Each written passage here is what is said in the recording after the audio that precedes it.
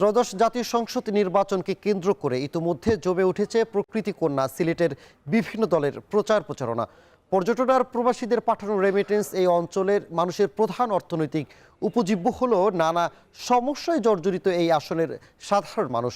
ভোটারদের দীর্ঘদিনের সমস্যা সমাধানে প্রার্থীরাও দিচ্ছেন নানা প্রতিশ্রুতি। এ নিয়ে আরও জানাতে সিলেট ৩ আসন থেকে সরাসরি যুক্ত হচ্ছেন সন্দীপন শুভ। শুভ, আপনি জানাবেন যে কি বলছেন প্রার্থীরা, ভোটারদের আস্থা অর্জনে কি প্রতিশ্রুতি দিচ্ছেন, বিস্তারিত। সানি, প্রথমেই জানিয়ে রাখি এটা সিলেট ৩ আসন এবং দক্ষিণ সুরমা, পেঞ্চুগঞ্জ এবং বালাগঞ্জ ৩টি উপজেলা নিয়ে এবং সিলেট সিটি কর্পোরেশনের ৬টি ওয়ার্ড নিয়ে এই আসন গঠিত হয়েছে এবং এখানে মোট ভোটার রয়েছেন ৪,১৬,০০০ এবং এখানে ৬ জন প্রার্থী এখানে প্রতিদ্বন্দ্বিতা করছেন। আমরা যদি বলি Amrapali fruit syrup, real magic in every drop.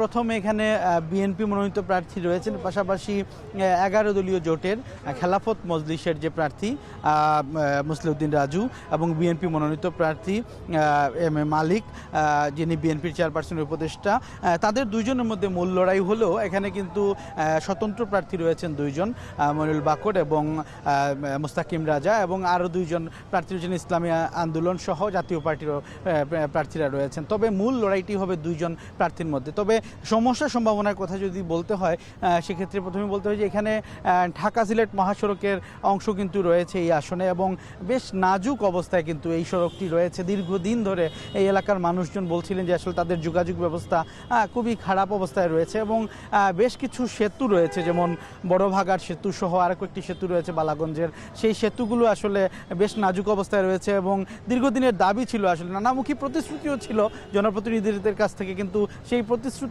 বাস্তবায়নটি কিন্তু এখন পর্যন্ত দেখা যাচ্ছে না বা দেখা যায়নি।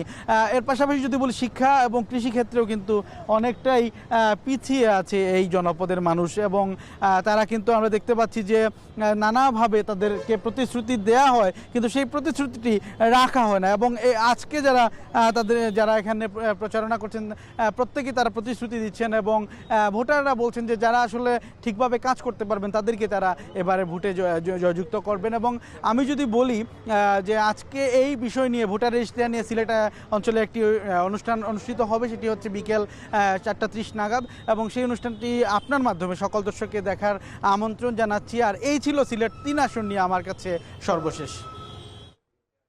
সিলেট থেকে নির্বাচনী